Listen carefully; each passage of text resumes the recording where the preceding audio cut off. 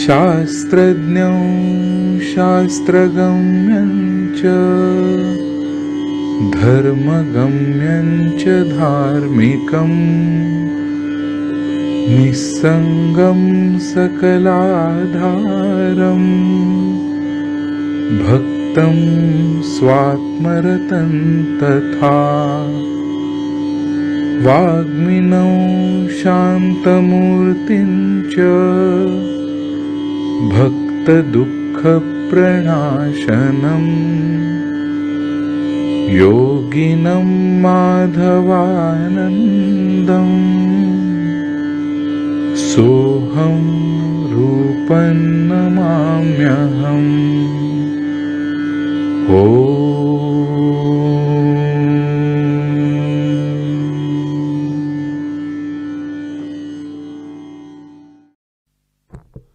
हरि ओम हरि ओम हरि ओम हरि ओम हरि ओम हरि ओम हरि ओम हरि ओम हरि ओम। इदं शरीरं कौन्तेय क्षेत्रमित्यभिधीयते एतद्यो वेत्ति तं प्राहो क्षेत्रज्ञ इति तद्विदः। भगवद्गीता 13वा अध्याय, सुरुवात त्याच्यापासून होते। जे अध्याय ज्ञानाचे आहेत त्या अध्यायाच्या मध्ये 13वा अध्याय आणि 15वा अध्याय ज्ञानमय सगळ्या गोष्टी त्याच्यामध्ये प्रगट केलेल्या आहेत। म्हणजे जी उपनिषदांच्या पासून ज्ञानधारा चालत आली ती ज्ञानधारा भगवद्गीतेमध्ये सगळीकडे दिसते, पण विशेष करून 13वा अध्याय आणि 15वा अध्याय याच्यामध्ये जास्त करून दिसते। शरीर क्षेत्र आहे, या संबंध भगवद्गीतेची सुरुवातच धर्मक्षेत्रे कुरुक्षेत्रे या शब्दांपासून झालेली आहे। म्हणजे काही धर्म करण्याचं क्षेत्र देखील शरीरच आहे खरं तर। कुरु म्हणजे कर्म करण्याचं क्षेत्र देखील शरीरच आहे।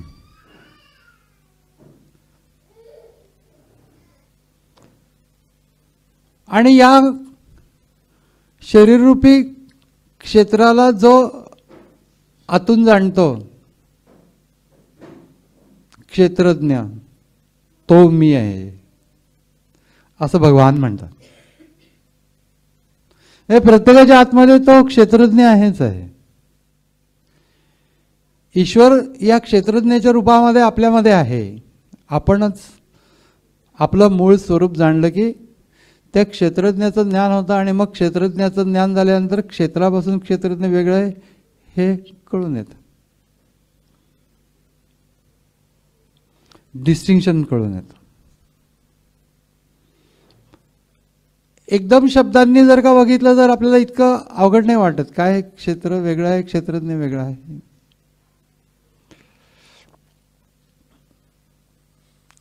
जाणणारा कोण आहे?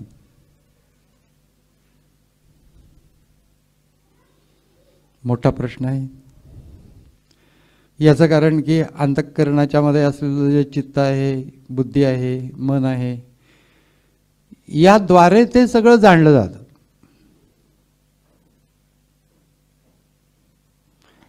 पण मी जाणतो, चित्त जाणतं का मी जाणतो? त्यामुळे मी हा चित्तापासून स्वतंत्र आहे, बुद्धीपासून स्वतंत्र आहे, हे पहिल्यांदा बुद्धीनी विचाराने जाणून घ्यायला लागतं। कुणाच तरी ऐकून वाचून बिचून काहीतरी वैचारिक दृष्टीने पहिल्यांदा हे जाणून घ्यायला लागतं की मी वेगळा आहे। अशा प्रकारचं ज्ञान सुद्धा विचारानेच पहिल्यांदा घ्यायला लागतं. ज्याचं ज्ञान घेतो तो आणि जो ज्ञान घेतो तो एकाच ठिकाणी आहेत. मी या स्वरूपामध्ये देहस्वरूपी असलेला अहंकार पण आहे आणि मी हे मूळ स्वरूप पण आहे. त्यामुळे एकाच ठिकाणी या दोन्ही गोष्टी एकवटलेल्या आहेत आणि त्यांचं डिस्टिंक्शन करणं की देहात्मक गोष्टींना मी म्हणणारा जो मी आहे तो त्याच्यापासून मी हा वेगळा आहे. आला अवघड व्हायला लागलं.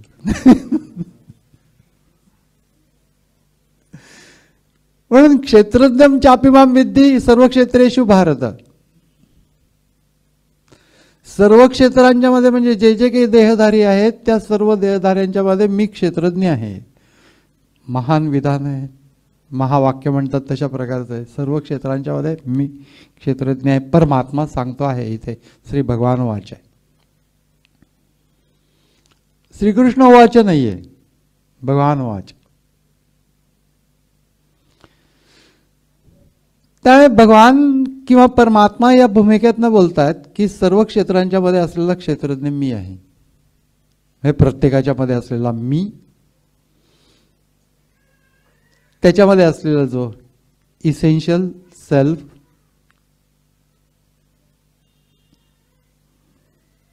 सगळं बाजूला ठेवून तुला पाहता येईल का त्याला, असा प्रश्न भगवानांनी अर्जुनाला केलेला आहे. ज्ञानेश्वरीमध्ये ते म्हणतात, अर्जुनपण न घेता तुझं जे अर्जुनपण आहे ना, मी कुंतीचा पुत्र आहे, मी योद्धा आहे, अमुक आहे, तमुक आहे, हे जरा बाजूला ठेवलंस का तर तुला ते स्वतःला पाहता येईल. अर्जुनपण न घेता मी ऐसे जे पंडुसुता उठत असे ते तत्वता तयाचे रूप, त्या परमात्म्याचं रूप आहे. की वस्तुतः जे अर्जुनपण न घेता तुझ्यामध्ये जे मी उठतं, अर्जुनपण नाही आहे म्हणजे मी पण बाजूला ठेव, मी पण सोडून दे. समर्थांनी प्रश्न केला आहे दासबोधामध्ये, मी पण कैसे त्यागावे, ब्रह्म कैसे अनुभवावे, समाधान ते पावावे कवण्या गुणे, असे प्रश्न केलेत 3 आणि त्याची उत्तरं दिलेत. मी पण जाणून त्यागावे, ब्रह्म होऊन अनुभवावे, समाधान ते पावावे निसंगपणे, सर्व संग सोडून देऊन जी स्थिती राहते अंतःकरणाची त्या स्थितीला समाधान असं म्हणतात. म्हणजे समाधान म्हटलं की आपल्याला एक साधारण गोष्ट डोळ्यासमोर येते म्हणजे भाव. पण गोंदवलेकर महाराजांनी असं म्हटलं की सगळा परमार्थ जर का एका शब्दात सांगायचं झालं तर समाधान. हो, म्हणजे एकतर अंतःकरणाचं बुद्धीचं समाधान होणं,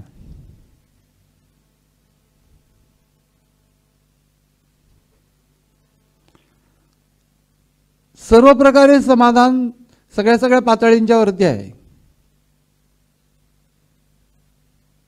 सर्वदा स्थापनम बुद्धे शुद्धे ब्रह्मणी सर्वदा तत्समाधानम.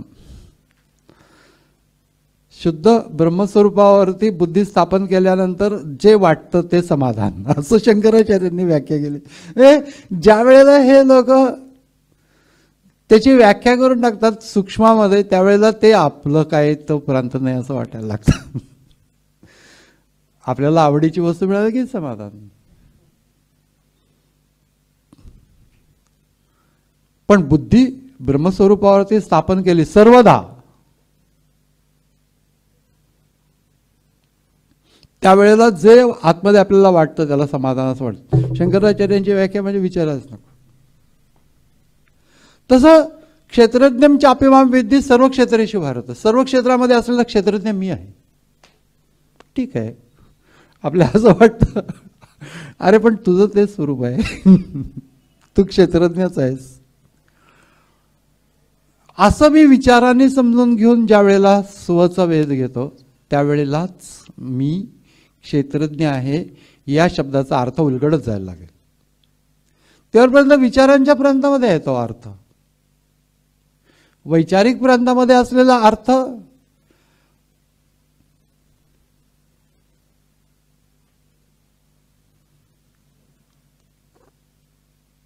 ते दुकानांच्या मध्ये आतमध्ये सगळे स्पेशल कपडे लावलेले असतात आणि ते पाहणं ग्रेट आहे, छान आहे असं म्हणणं आणि स्वतः ते विकत घेऊन स्वतःच्या अंगावर घालणं याच्यामध्ये फरक आहे. जोपर्यंत शोकेस मधल्या गोष्टी आहेत, लांबून पाहतो आहे, तोपर्यंत कम्फर्टेबलच आहे. पण ते समाधान नाहीच आहे की जे मी अंगीकारलेलं आहे, मला अनुभव आहे, अशा प्रकारची ती अवस्था तत्वाच्या संबंधीचे समाधान. क्षेत्रज्ञ चापिमाम वित्ती सर्व क्षेत्रेषु भारत. क्षेत्रज्ञ योर ज्ञानम, क्षेत्र आणि क्षेत्रज्ञापासून वेगळं आहे. हे जे ज्ञान आहे प्रत्यक्ष होणारं, वैचारिक नव्हे. सूक्ष्म आहे. जोपर्यंत मी चा वेध घ्यायला जात नाही आपण, तोपर्यंत आपल्याला वैचारिक दृष्टीने ते इझी वाटतं. पण ज्यावेळेला मीचा वेध घ्यायला जातो त्यावेळेला प्रॉब्लेम असा आहे की आनंद वृत्तीमध्ये येतात. पहिल्यांदा आत्ताच बसायला पाहिजे का,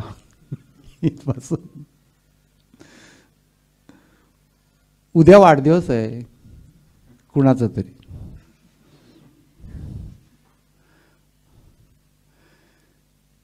म्हणून सगळं संत साहित्य नेहमी श्रवणामध्ये वाचनामध्ये असलं पाहिजे. वाढदिवस म्हणजे काय, तर गोंदवलेकर महाराजांनी असं लिहिलं की ज्या दिवशी आमच्या आध्यात्मिक अनुभूतीत वाढ होते तो आपला वाढदिवस. ही व्याख्या आपल्याला पटून जाते की वाढदिवस. पण अशा कितीतरी गोष्टी आहेत. म्हणजे तसं मी क्षेत्रज्ञ आहे हे मला वैचारिक दृष्टीने कळतं, परंतु ज्या वेळेला मीचाच वेध घ्यायला लागतो त्यावेळेला जो पर्सनॅलिटी सेल्फमध्ये येतो तो मी नाही आहे हे निगेशन करायला लागतं.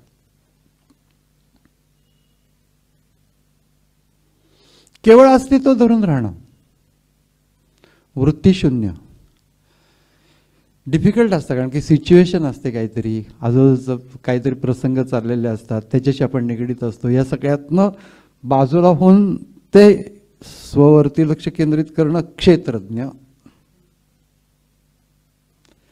ते समजण्यासाठी म्हणून क्षेत्रज्ञ ब्रह्म होऊनही अनुभवावे. म्हणजे डिस्टिंक्शन करत करत करत क्षेत्र आणि क्षेत्रज्ञ शेजारी शेजारीच आहेत.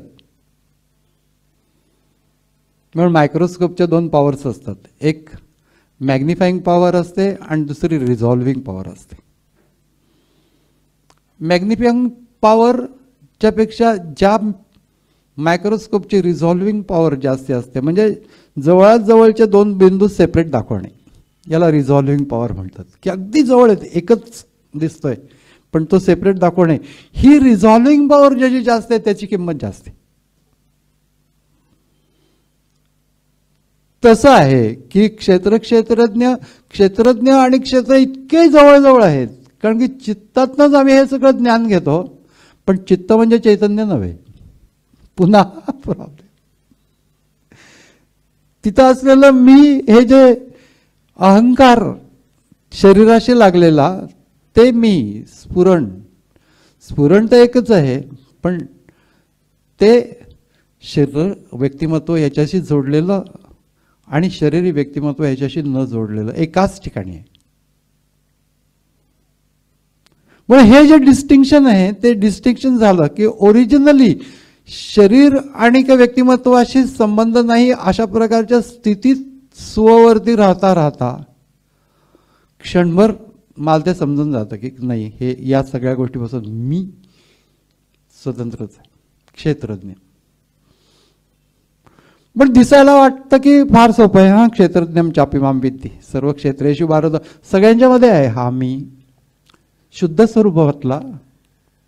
आणि व्यक्तिमत्वाचं दोन्ही आहेत. व्यक्तिमत्वाचा मी हा क्षेत्रज्ञ नाही आहे, क्षेत्र आहे, आणि इसेन्शियल सेल्फ हा क्षेत्रज्ञ आहे.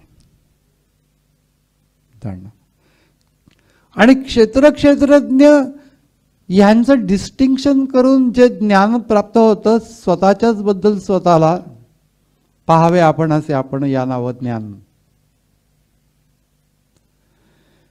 यत्त ज्ञानम मतम मम, हेच ज्ञान असं माझं मत आहे. भगवंतांचं मत याचा अर्थ सिद्धांत, म्हणजे माझं आपलं एक मत आहे असं. भगवंतांचं मत म्हणजे सिद्धांत. यत्त ज्ञानम मतम मम. प्रत्येक ठिकाणी हे दिसेल. ज्ञानाचं बोलणं ज्या वेळेला येतं त्यावेळेला तुम्ही ज्ञानेश्वरी काढून बघितलं तर तुम्हाला असं लक्षात येईल की ज्ञानाच्या बोलण्यावरच्या ओव्या कमी आहेत.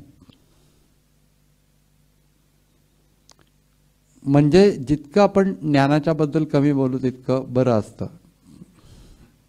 तत्वज्ञानाच्या बद्दल हा अर्थ देत न घ्यायचा. आपण समजून घ्यायचं, घनीभूत असतं. शेवटी समजायचं ते एकच गोष्ट आहे की सेल्फ, आत्मतत्व. आणि मी अहम आत्मा गुडाकेश सर्वभूताशय स्थित. सर्वभूत मात्रांच्या मध्ये मी आत्मरूपाने आहे. अहम आत्मा गुडाकेश. गुडाकेश म्हणजे गुडाका म्हणजे निद्रा, तिचा ईश म्हणजे निद्रेचा ईश म्हणजे निद्रेचा स्वामी, असा तो अर्जुन होता. म्हणजे निद्रेवरती त्याचं नियंत्रण होतं. पाहिजे तेवढी पाहिजे तेव्हा घेऊ शकत. अहम आत्मा गुडाकेश.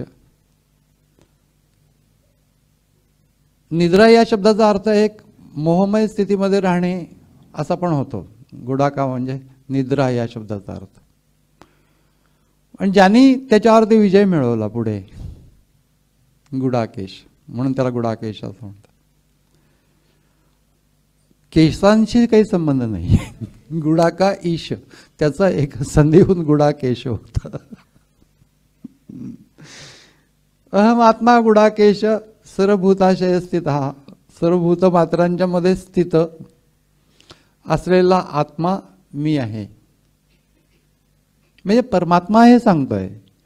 परमात्माच आत्मरूपाने प्रत्येकाच्या मध्ये आहे, तोच आहे. पण समजण्याच्यासाठी म्हणून हा माझा आत्मा असं मी म्हणणार. तत्वज्ञान आहे त्यामुळे फार घाईनी झपाझप जात नाहीये त्याच्यामध्ये.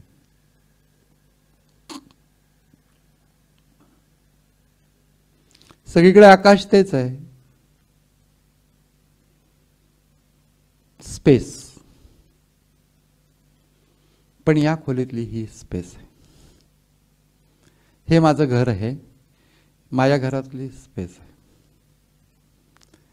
असं आपण स्वाभाविकपणाने म्हणतो. पण घरामध्ये स्पेस आहे, घराच्या बाहेर स्पेस आहे, स्पेसमध्येच घर आहे.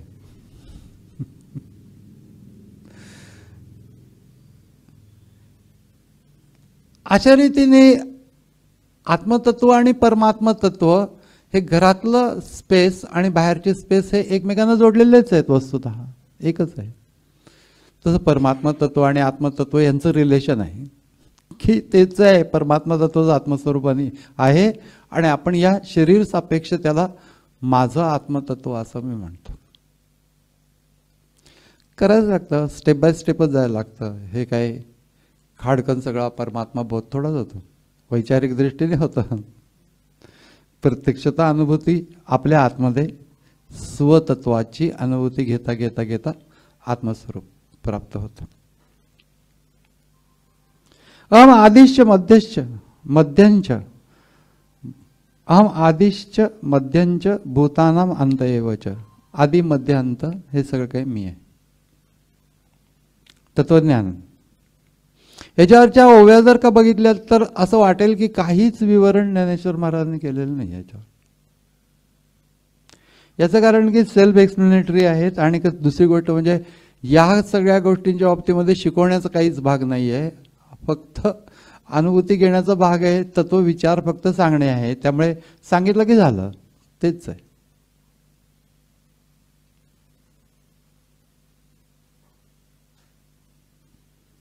यथा सर्वगतम सौक्ष्म्यात आकाशम नोपलिप्यते सर्वत्र अवस्थितो देहे तथात्मा नोपलिप्यते. आत्मा लिप्त होत नाही. आकाश जसं सर्व ठिकाणी आहे, पण कुठल्याही गोष्टीमध्ये ते लिप्त होत नाही. मी घरामध्ये भांडणं झाली तरी तिथलं आकाश रागवत नाही, ते न्यूट्रल असतं. पण ते भांडण करण्याच्यासाठीची स्पेस लागते, एक जागा. आणि सगळ्यात चांगली जागा म्हणजे आपलं घर. म्हणजे ती जी जागा आहे त्याच्यामध्ये सगळं काही घडत असतं जसं, पण ती जागा कशाशी संबंधितच नसते. दिवा आहे, त्या दिव्याच्या प्रकाशामध्ये सर्व काही होत असतं, पण दिवा त्याच्यापासून अलिप्त असतो. एखादं एकदम वाईट कृत्य त्या दिव्याच्या प्रकाशामध्ये झालं तर तो दिवा तडकत नाही. चांगलं कृत्य झालं तर जास्ती प्रकाश देत नाही, ते तेवढंच असतं. पण या सर्व गोष्टींच्या वरनं आपण फक्त समजून घ्यायचं की तो सगळीकडे आहे, परंतु जसं आकाश सगळीकडे असून ते कशाने लिप्त होत नाही. थंडीने आकाश कुडकुडत नाही.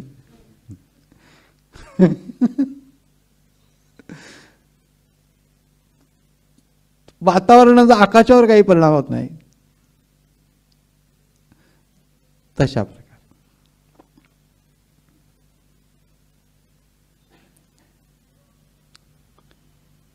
बहिरंतस्य भूतानाम आचरम चरम एवच सूक्ष्मत्वात् तत् अविज्ञेयम दूरस्थम चांतिके च तत्.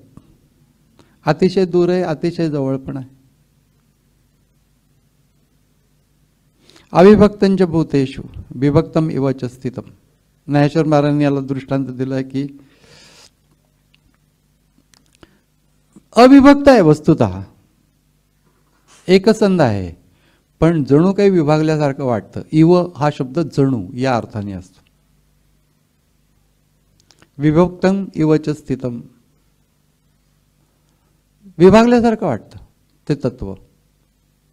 प्रत्येक देहामधला आत्मा वेगळा आहे असं वाटतं. आत्माही वेगळा नाही, प्रत्येक देहामध्ये असलेली जी जाणीव तत्व आहे ते पण वेगळं नाही. सगळीकडे कॉन्शियसनेस सेम आहे, पण तो वेगळा वेगळा वाटतो. त्याला अटॅच असलेला सेल्फ हा वेगळा वेगळा असतो. त्याला अटॅच असलेला पर्सनॅलिटी वेगळी वेगळी असते. पण ओरिजिनल तत्व, त्याच्यानंतर कॉन्शियसनेस आणि मग त्याच्यानंतर पर्सनॅलिटी, शरीर मन बुद्धी सहित. विभागल्यासारखं वाटतं. कॉन्शियसनेस पण विभागला जात नाही आणि तत्व पण विभागला जात नाही.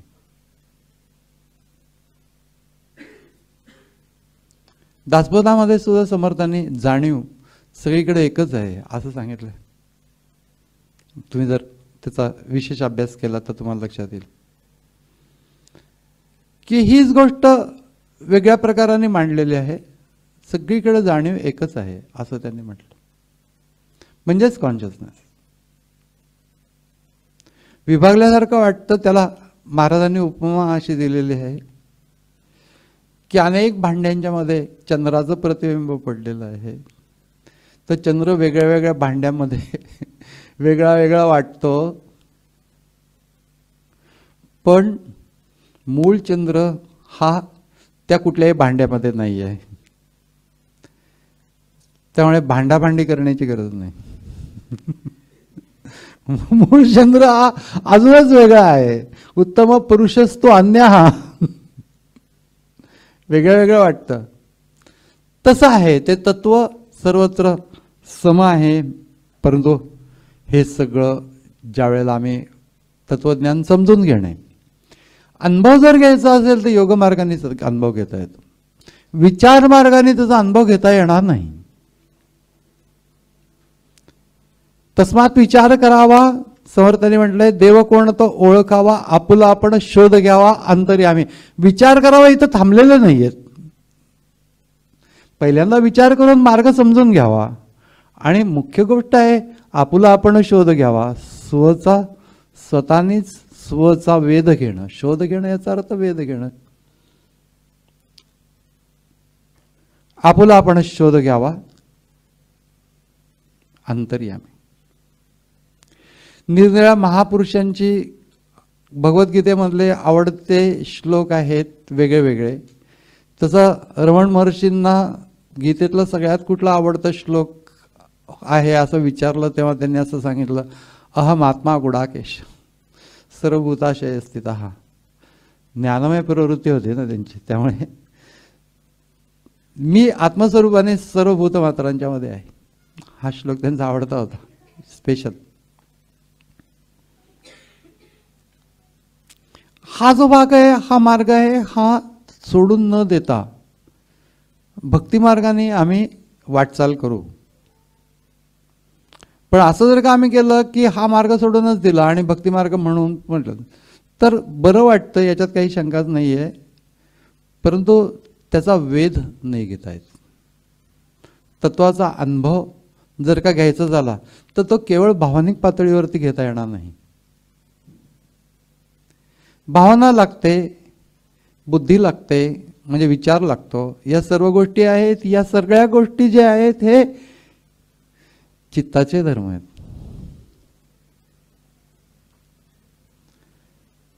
आणि चैतन्य स्वरूप जर अनुभवायचं असेल तर योगमार्गाने सर्व वृत्ती, मग त्यात भावना आल्या, विचार आल्या, सर्व सर्व सर्व सर्व गोष्टी आल्या, सर्व वृत्ती सोडून शांत स्वच्या अनुसंधानामध्ये बसणं. योग चित्तवृत्ती निरोधा हा तदा द्रष्टुः स्वरूपेव स्थानम. याच्यात सगळं योगशास्त्र आलं. या दोनच सूत्रांच्या मध्ये सगळं योगशास्त्र आलं की त्यावेळेला द्रष्टा म्हणजे जो वेध घेतो आहे तो स्वरूपाच्या अवस्थेत असतो.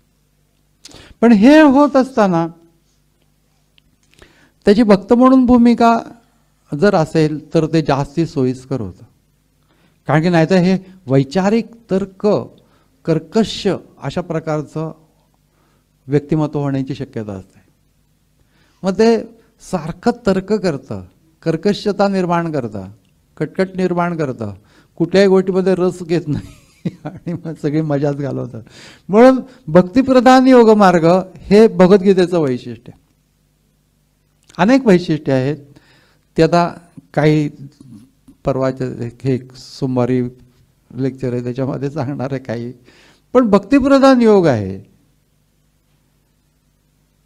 आणि तीच गोष्ट ज्ञानेश्वरीमध्ये फार सुंदर रीतीने, जयाचे निवाचे माझे आलाप, दृष्टी भोगी माझेचे सुख, जयाचे मनसंकल्प माझा जीव आहे.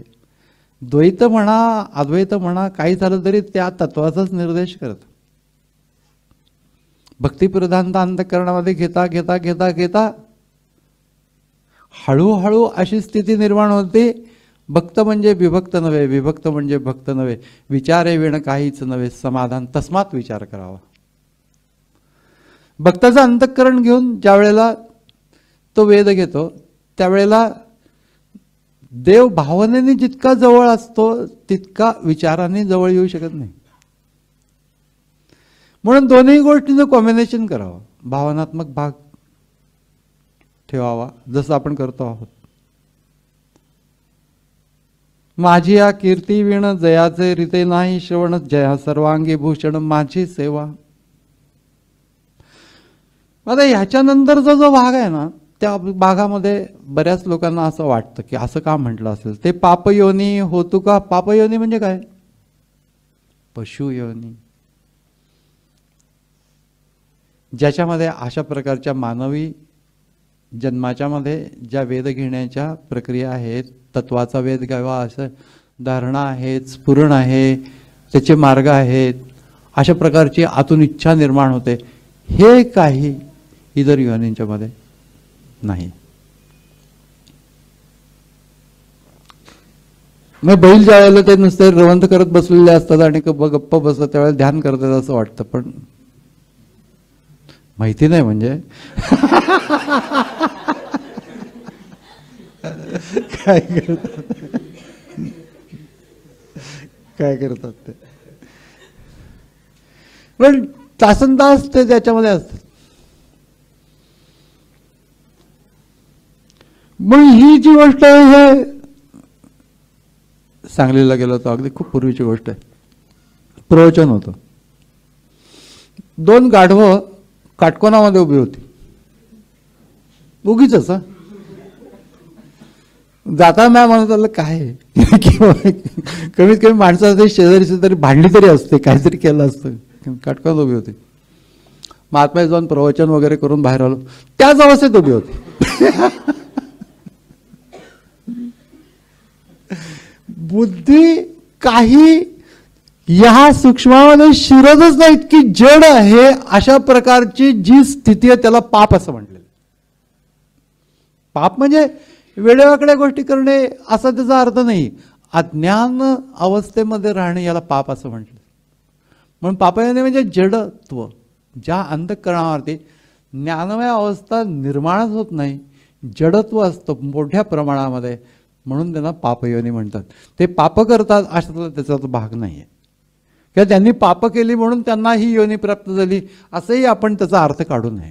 पापयोनी याचा अर्थ जडत्व, अज्ञान जडत्व, त्याच्यामध्ये त्याला पापयोनी असं.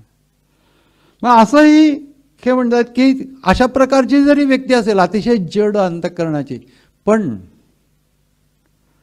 आणि फार मोठं ते त्यांनी तत्वज्ञान अमुक तमुक वगैरे नीट ऐकलेलं नसेल, विचार वगैरे ग्रहण केलेलं नसेल, श्रुताधीतही नव्हतं का परी मजसी तुकिता तुका, अशा प्रकारचे जे भक्त अंतःकरण आहे, बाबा देव माझा आहे मी देवाचा, बस बाकी मला काय माहिती नाही. हे पण जडत्व असू शकतं. वेध घेण्याची प्रवृत्ती नाही, काही नाही, पण मी त्याचा आहे बास. याच्या पलीकडे मी काही जाणत नाही, मला काही ते ज्ञान बिन काही नाही आहे, पण मी देवाचा आहे आणि देव माझा आहे. अंतःकरण भरून येतं ज्यावेळेला आपण हे अशा प्रकारचं ऐकतो. त्यावेळेला तुम्ही हे कधी वारकरी पांडुरंगाचं दर्शन घेताना तुम्ही पाहिलं असेल किंवा नसेल, पण मी बघितलेलं आहे की अगदी काहीही त्या माणसाला चेहऱ्यावरूनच लक्षात येतं की काही शिकणं बिकणं काही झालेलं नाही, पण जेव्हा तो तिथं पांडुरंगाच्या पायी नमस्कार करतो, पांडुरंगा असं म्हणतो, विठ्ठला सुद्धा नाही म्हणतो, विठ्ठला पांडुरंगा असं म्हणतो, त्यावेळी त्याच्या चेहऱ्यावरचे भाव बघितल्यानंतर असं वाटतं की आपल्याला हे प्राप्त नाही झालं. समर्पणाची भूमिका असणं ही भक्तीचं विशेष आहे, कारण ती गोष्ट विचार प्रधानतेमधनं कधीही निर्माण होत नाही.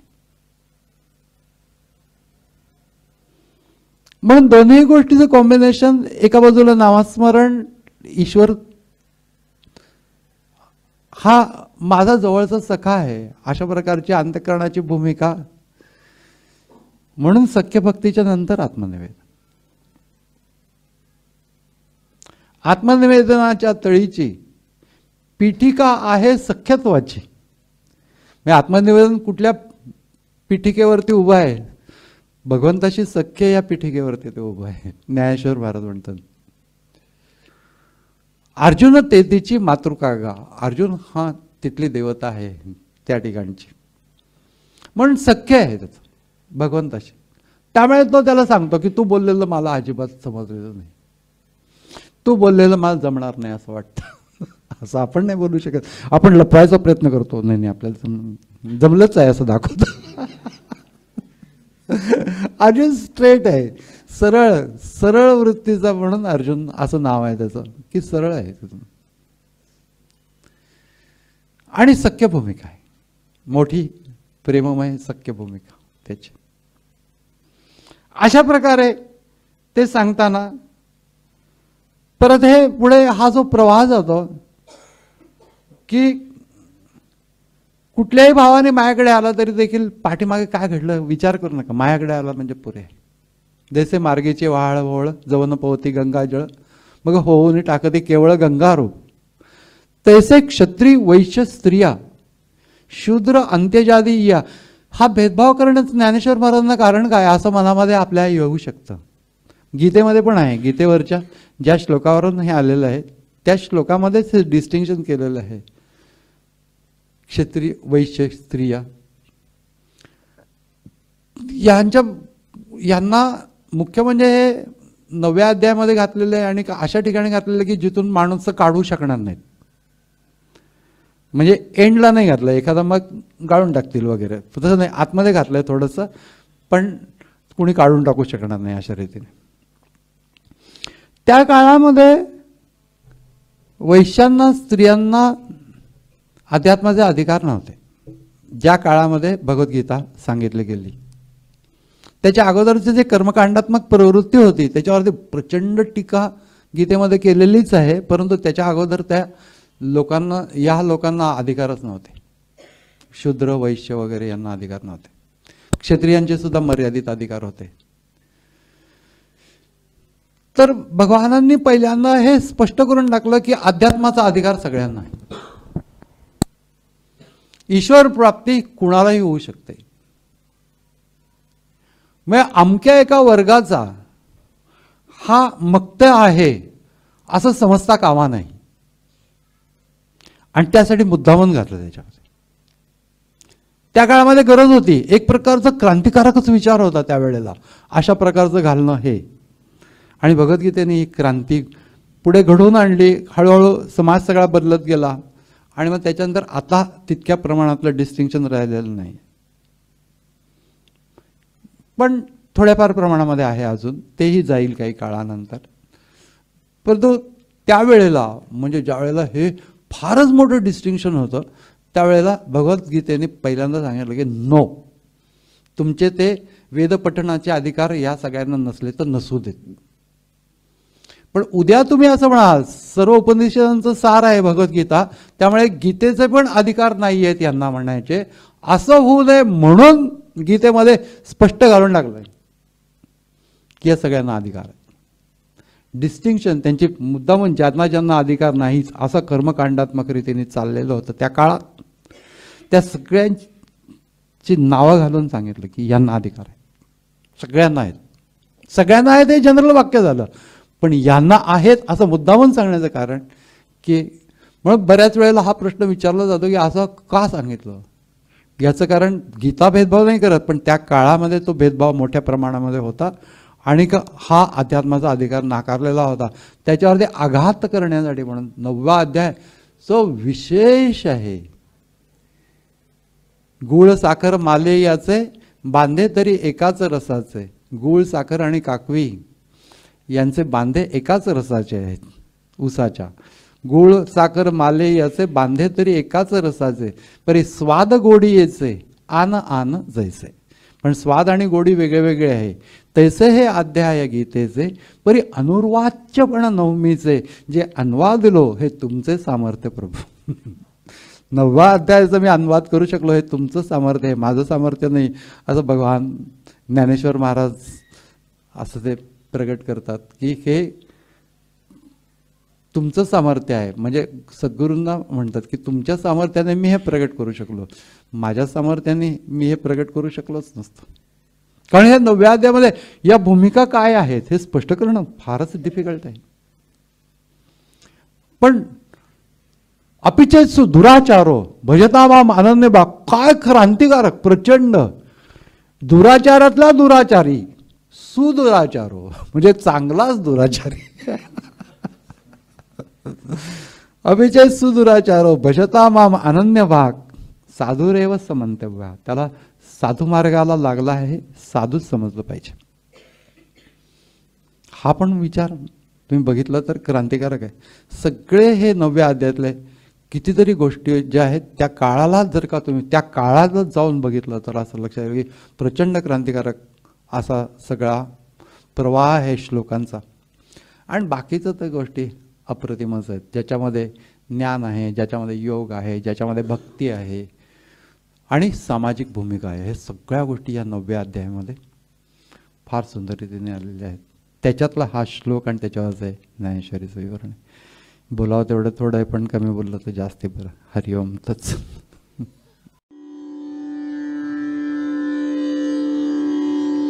यस्य स्मरणमात्रेण चित्तं भवति निर्मलम् स्वामी समाधवानन्दो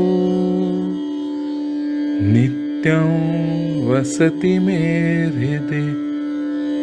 ॐ तत्सत्।